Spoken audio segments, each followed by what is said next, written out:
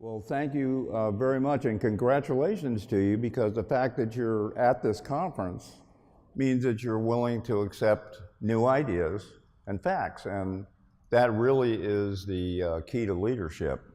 And that's basically what I'm going to talk about today. So, leadership then and now.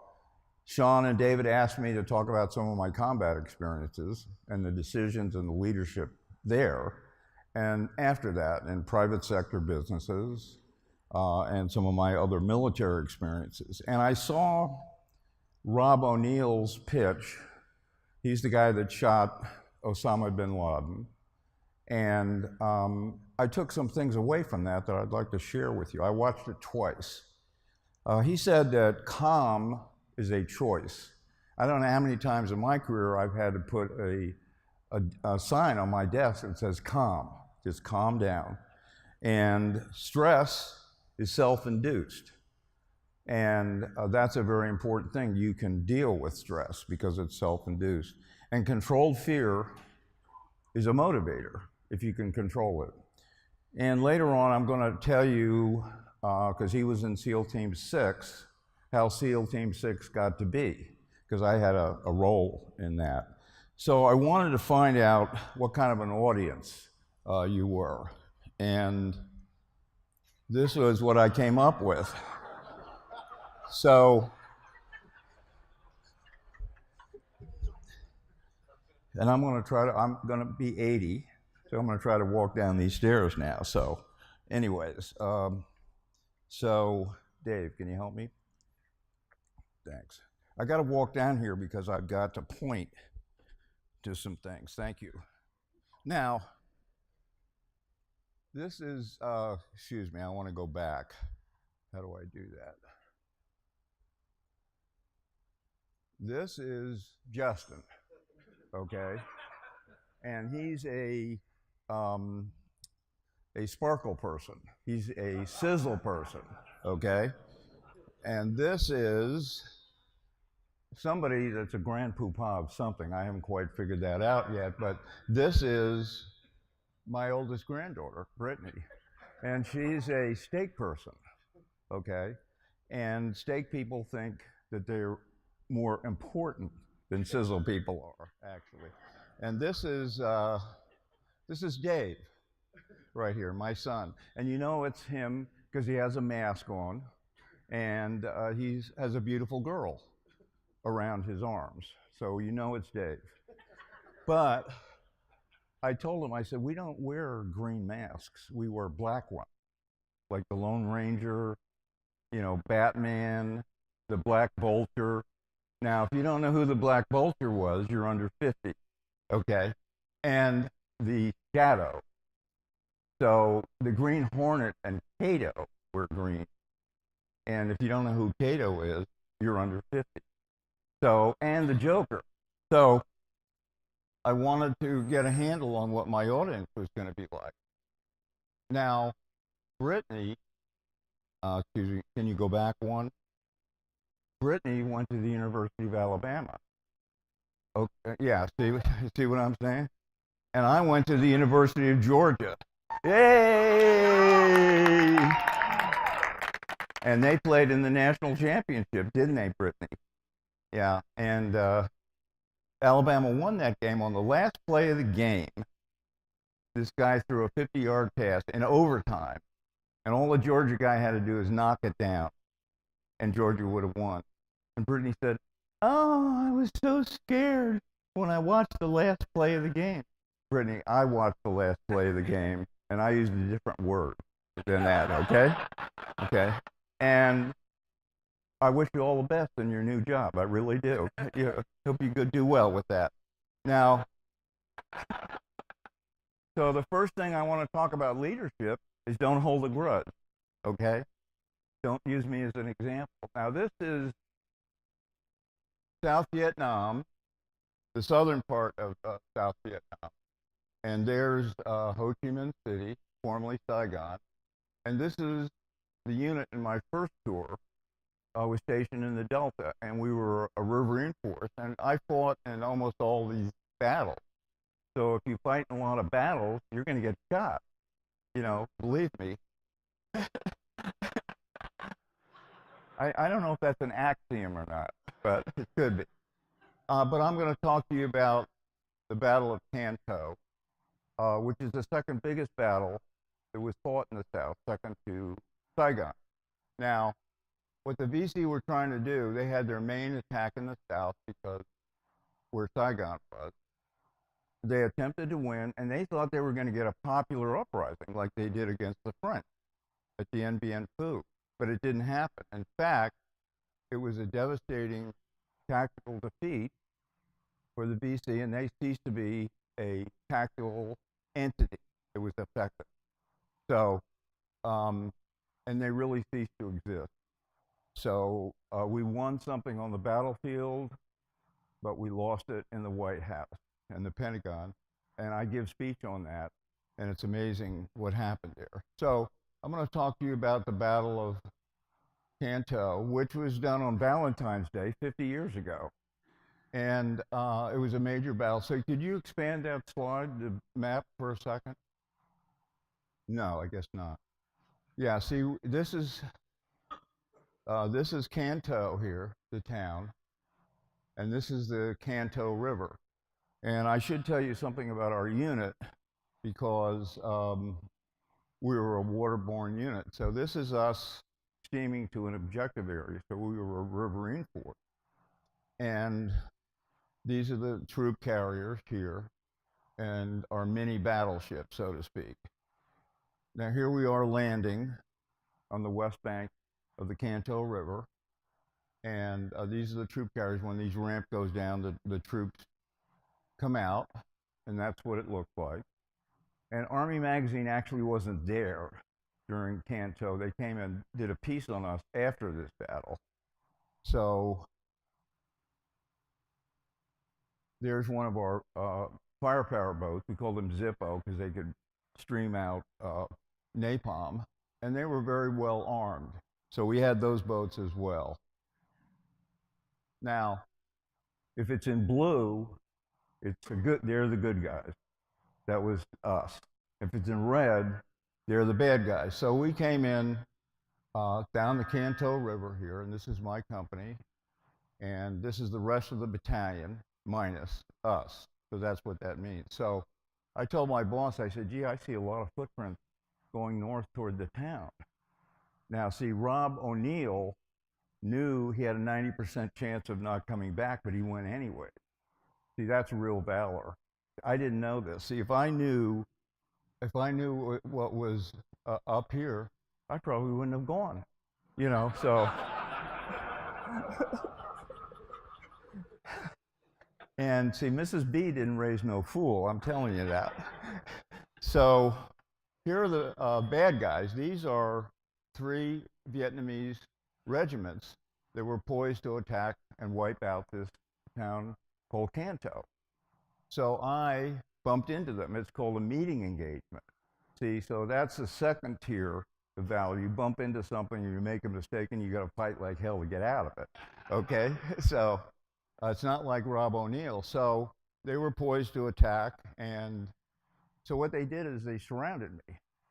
Okay? And that was a typical tactic, and I knew that. They put their best guys in the rear. Okay, so you can't withdraw.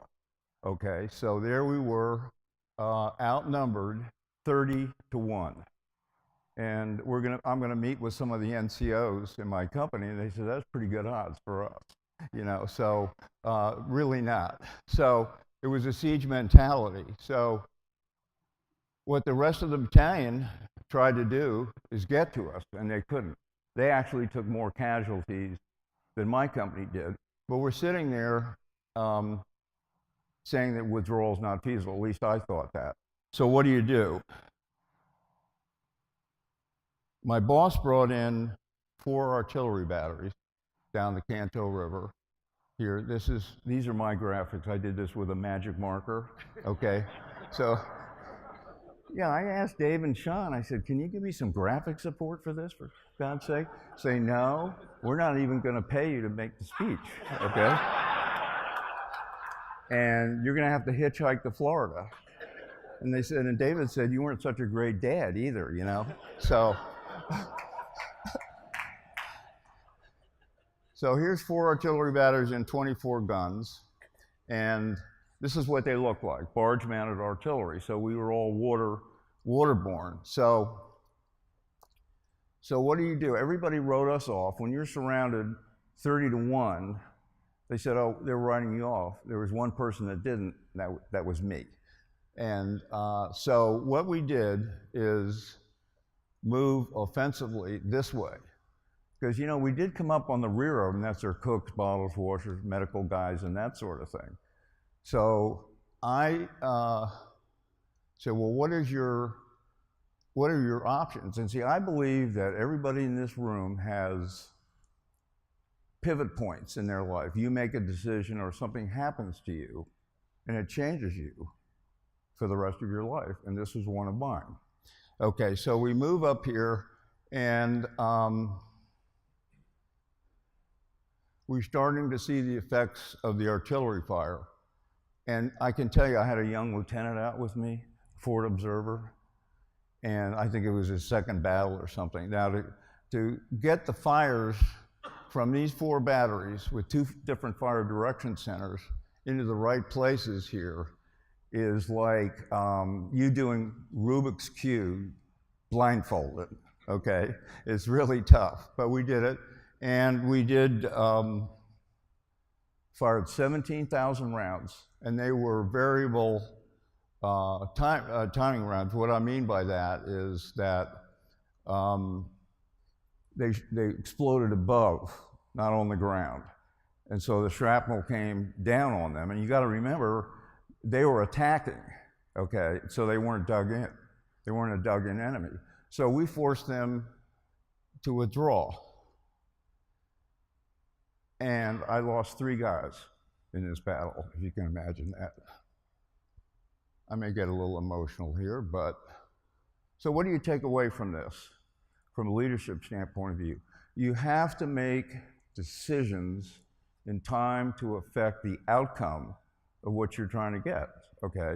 You have to be able to do that. You can't be somebody, and you probably know somebody, that waits for perfect information before they make a decision, okay? And that may make sense if you have the time. But see, people that want perfect information when they should make the decision are afraid to make a mistake. And I gotta tell you, the people that make mistakes are the people that are out there doing something. They're not sitting back. So here's my mantra here that I live my life by.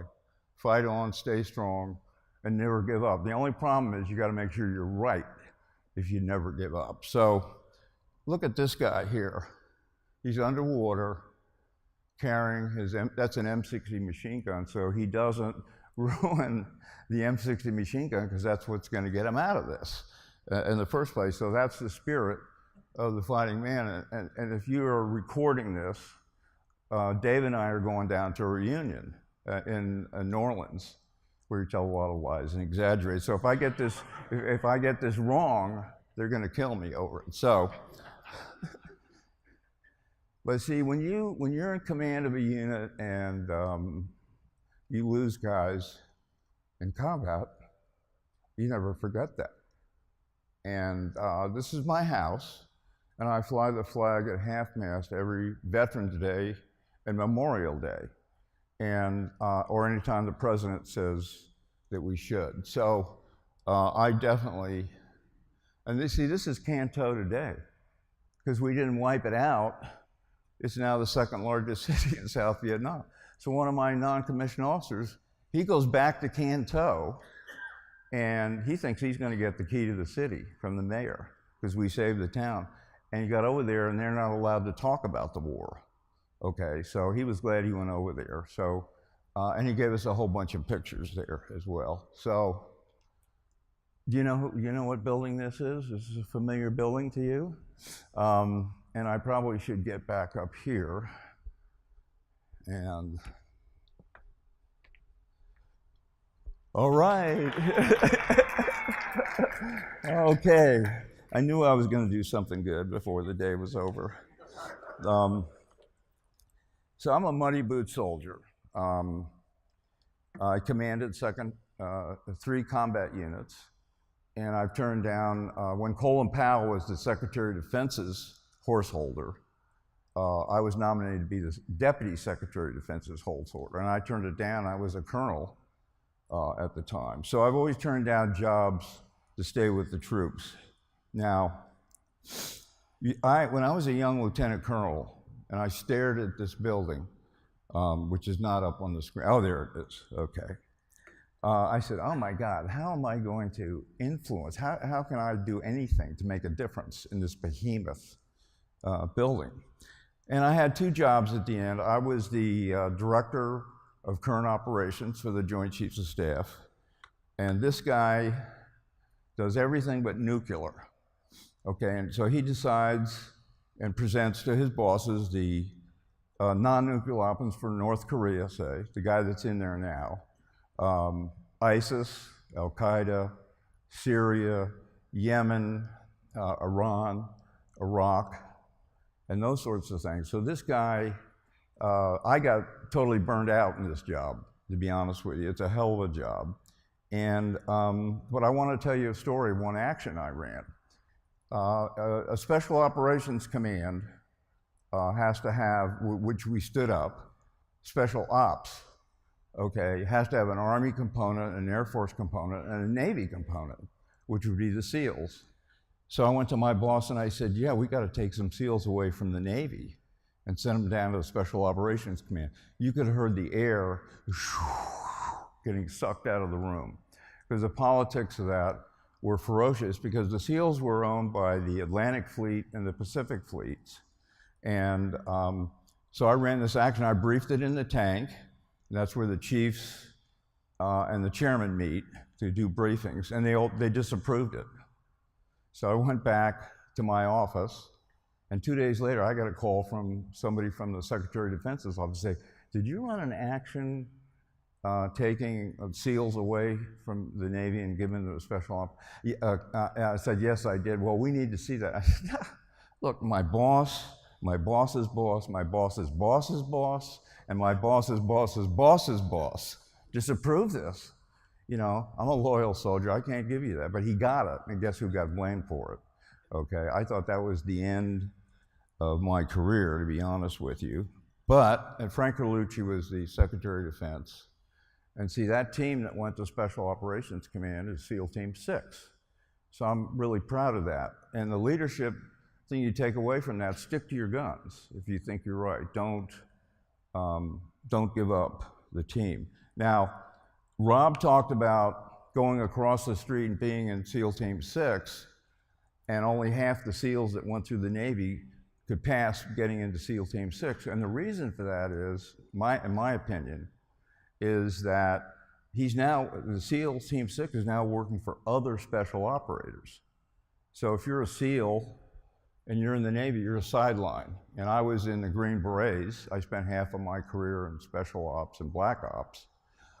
They're a sideline, but now they're playing the main game, okay? And that's what made it, I just can't imagine him being in that helicopter waiting for the Pakistani Air Force to shoot him down and not being able to do anything about it. Now, just to go through a couple of management things and leadership things, in Great Britain, this is the British artillery, and the young colonel was doing artillery shoots, so he invited a guy from the Boer War, a colonel from the Boer War. And so he was watching this piece fire, okay, and the guy would load a weapon, close the breech, and go about 10 paces behind and stand at rigid attention like this with his hands down, okay? And so the young colonel says, why can't he just stand when the breech opens, go to the ammo pile and be ready with another ammo to put into the breech? Why can't we do that? So what's that guy doing in the back? And the old colonel said, he's holding the horses. And of course, there's no more horses in artillery, okay? So here's a leadership thing. If you have invisible horses, do not feed them. Try to, okay? Do not try to find them, and above all, put them on a starvation diet. Okay, so, and you guys have invisible forces in your organization, horses in your organization. You got to go find them. When I would duck out to the A ring in the Pentagon, I would look both ways, okay, to make sure I wasn't going to get trampled by invisible horses. So now, I don't want to show this to you, Dave, but you did root for Alabama during the championship game, right? Joanne, your mother did, Anna did. So this is Dave's new marketing director, okay? Didn't want to bring this up, but this guy, what I do is I stop and talk to people all the time, and I couldn't help but talk to this guy. If you look real close, you see a pair of Army aviator wings here. So I went up and started talking to him, and every time I see him, I talk. Now this guy, no, that's not David's marketing director. You know, please, I was just kidding. It's a little joke there. Nobody laughed, but that's okay. He really knew what the hell was going on, and I talked to people that empty garbage, mow lawns, and just to see what they believe. This one guy was driving me back to get one of my cars after maintenance, and it was the time that Trump was filling his cabinet up. And I said, what do you think about all these generals, you know, on the staff? What do you think about? And this guy said, oh my God, it's going to be a military coup, 7 days in May. And he was going on, he was against it, in other words. And I said, well, where do you get your news? And so I always ask people that. So what you should do with, what I used to do is go down and talk to your employees. Dave and I started our first company. We wound up with 300 employees. And I try to talk to those folks every day. What are you working on? And make sure that they knew that they were gold bullion, and we really needed them. So that's the point of this. So I want to talk a little bit about a belief system. Now, to me, the belief system is the most important thing in leadership. It's what you believe to be true is going to dictate your decision making. I really can't see those too well, but anyways, and it's probably one of your most precious things. Oh yeah, thanks.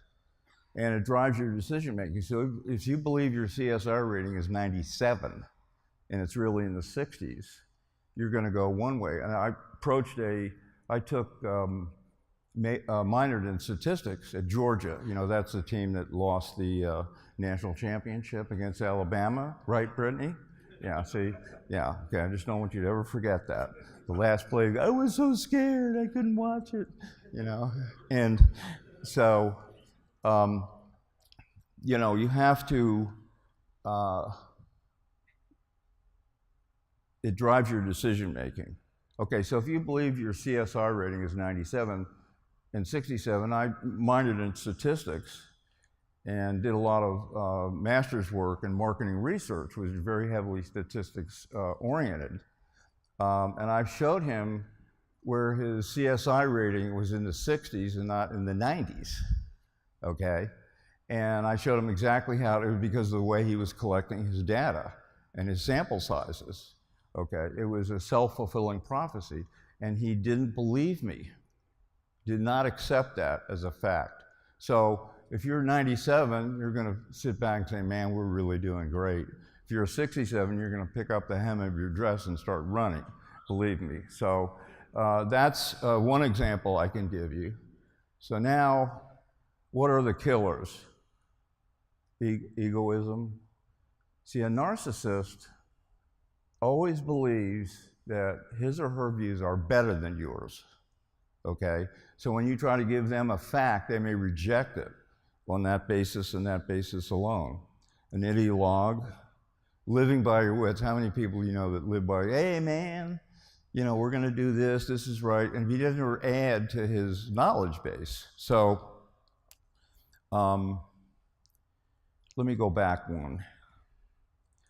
I was briefing the president. I worked for Reagan and Bush 41, and they were really good at combat operations. And I was briefing the president on an operation that my guys put together, and it was approved all the way to the president. So we were briefing it, and he asked me 4 questions. He said, is this the best thing to do for the United States of America at this time? Okay, there's no bullshit in this answer. Yes, sir. Why? And do you think that this operation will be successful if we do it? It's a winning plan. Yes, sir. Why? So when you get into that environment where you're briefing your boss, or you're in some kind of a briefing that's really crucial to your company's success, then you got to deal strictly in fact. You got to dig for those. Now, in my case, whenever I had a problem, I always looked in ever-larging concentric circles around my own desk, okay? And that's the first step. And you'd be amazed what you're gonna find out if you follow that. And if you have a heavy investment in your belief system, so heavy that you can't accept a new fact in there, then it's not a good situation. You're really gonna be ineffective. And I talk about believing that you can win. And I go back, I played a lot of ice hockey, and the US, remember the US, well, if you're under 50, you probably don't remember this, but the US played Russia in the 1980 Olympics. And 4 days before the Olympics, the Russians beat the US team 10-3. See, they didn't believe that they could win. See, and if you believe you can make a sale or whatever you're doing, the chances are better that you're going to make it. If you don't think you can, then your chances decline. So, make a long story short, because I was a hockey player, hockey's great because the guy's got the puck, you can beat the crap out of him. You know what I'm saying? The guy doesn't have the puck, it's a foul. So that's what I remember about hockey, okay? And so somewhere in the second period, the US team, I could tell, thought they could win, thought they could beat the Russians.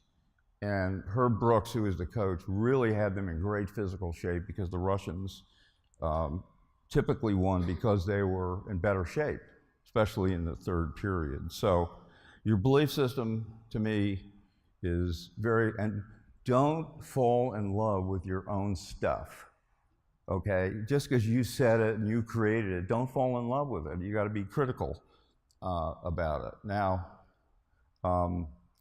and pack it with the truth.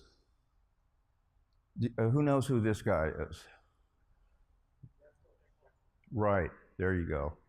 That's really good. Now, he said this, and if you take one thing away from my presentation, this is it. Face facts, not as they used to be, but what they are now, okay? And not as what you wish them to be. And so that, to me, is the key to leadership. Now, high payoffs are, and one of the first questions I ask is, if you did this today, what has the highest payoff for your organization? What is that? If you did this today, what is the highest payoff for your organization? And a lot of people don't know what that is, okay? David Boice created a program called Apollo because, and it took him 2 years to do it. So their high payoffs by definition are difficult. And if you think now in your company that you get up there and state all your priorities and you were gonna kick ass and beat the Russians and all this stuff, it's where you spend your time. So your subordinates will watch you where you actually spend your time. And those, in fact, are your priorities. Now, they're difficult and time-consuming. See, it took Dave 2 years to build this high payoff. All the while, he was doing a lot of low payoff things. And see, people love to do low payoff things because they're easier, okay?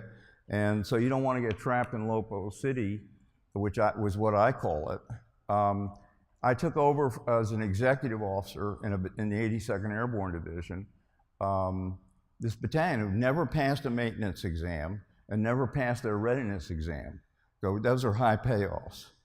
Boom, that's going to be on the test. So, and this XO, the guy I was replacing, he had a legal pad, he had 17 things that he had to do that day, and he checked them all off.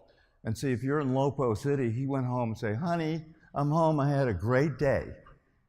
Wonderful day, because people love Lopos because they're a to-do list and you can get them done. But see, they weren't involved in some of the high payoffs. Now, I will tell you that you have people in your organization that's going to recommend things to you that has no payoff, okay? Or a negative payoff. I can give you some examples of that, but they're well-intentioned, but you have to be careful about that. So the argument against this, well, I have all these balls in the air, and the glass balls are gonna hit the ground and shatter. So those are urgent, okay? And they say, well, I don't have time to do these high payoff things. And people confuse urgency with high payoff, is the point that I wanted to make there. So you got to get one of my favorite sayings, you got to get the needles pointed in the same direction. You got to get everybody pointed in the same direction, and I will talk a little bit about that. Now, I studied organizations for a year. I went to my professor and I said, I want to study how organizations operate, how you manage them, and how you can get them to do what you want them to do. And also the formulation of policy on how that works. So organizations, what I learned is they resist positive and negative change at first with the same intensity. And I said, oh, that can't possibly be true, but it's true. And because organizations fight for their status quo. They've got invisible horses in there. They're used to the routine that they're going through, and they do not want to change. The Veterans Administration is a classic example of that, and they fight to stay an entity. Look at the March of Dimes. They cured polio. You think hey, we cured polio, we're going out of business now, hip, hip, hooray.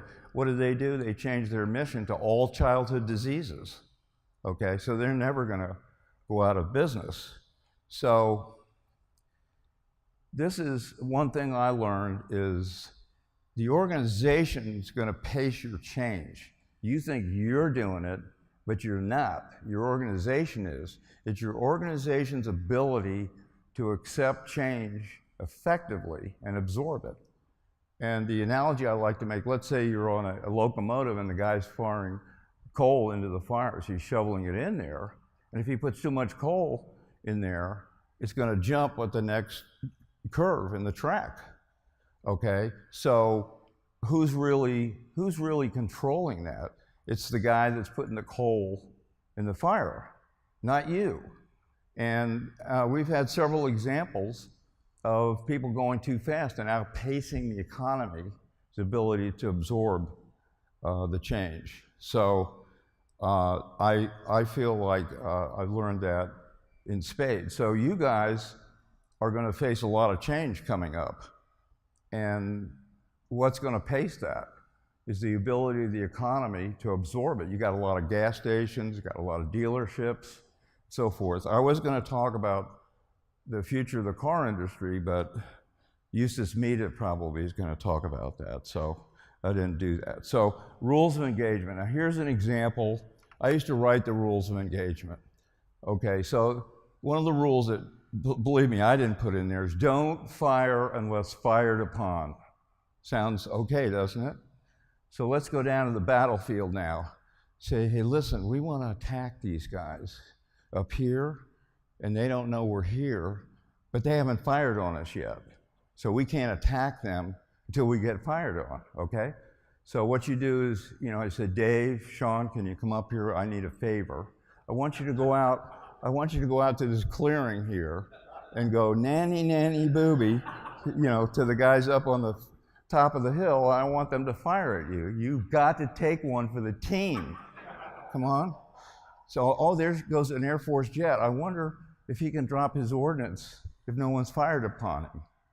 See, so that was a political insertion in a policy. Every organization has politics. You cannot put politics in to a policy you have or something that's going to interfere with good execution down on the ground, and you've got to do that. Like statistics, the Secret Service monitors statistics on numbers of arrests. Well, that makes sense.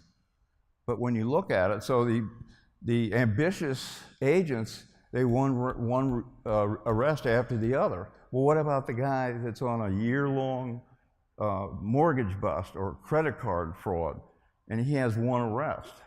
How's he going to fare in this statistical arrangement? So if you do statistics, whatever you monitor, you got to make sure, because your organization's going to gear on this, you got to make sure that it's getting the job done. So, Schwerpunkt. How many people know what Schwerpunkt means? Don't overwhelm me now. Nobody? Okay.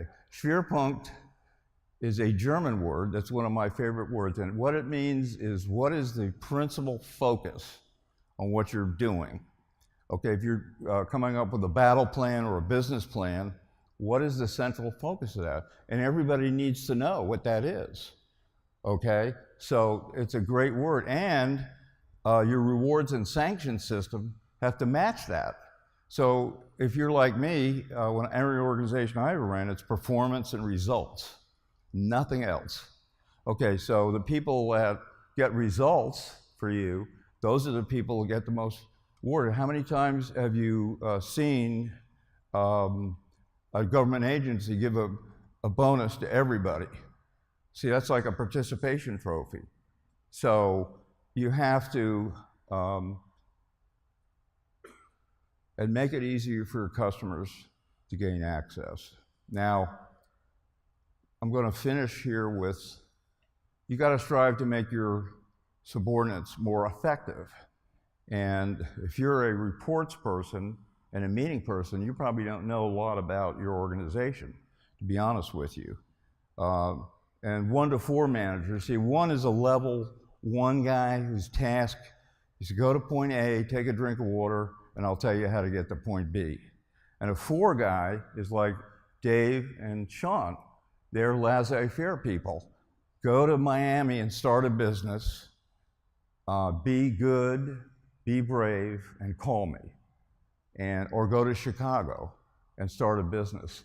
So if somebody's a level 1, so what managers do when they put him in a level 4 environment and he's not doing well, they pull him back and then task him to that, say he's doing really good now, and they send him right back out to level 4. Big mistake. And you have to demonstrate needed skill sets. And I want to talk about Jim Green for a second. You know, Jim Green's a cougar. No, he's not that kind of a cougar. Now, see, now your audience is telling me a lot about you now. Now, he went to Washington State, and their mascot is the Cougars. Okay, there, see, you got that straight now? So what he does, he's the Northeast guy for Dave. And he was telling me, he said, you know, we have these new people, I'm giving them briefings, they're attending sales presentations, and they're still not getting it. So what he's doing is making his employees give a presentation to him as the dealer. And so he's going to certify that they can actually get it done. They have to prove that they can get it done. And so what's he doing? He's decentralizing, he'd be able to present more presentations, training people like that. So that's one way you can make your subordinates more effective. And it's not, when you visit your subordinate, it's not a photo op. You got to get in there and actually do something. Now, training and educating to meet the real challenges. When I got to my command in Germany, only 16% of the tank crews were qualified.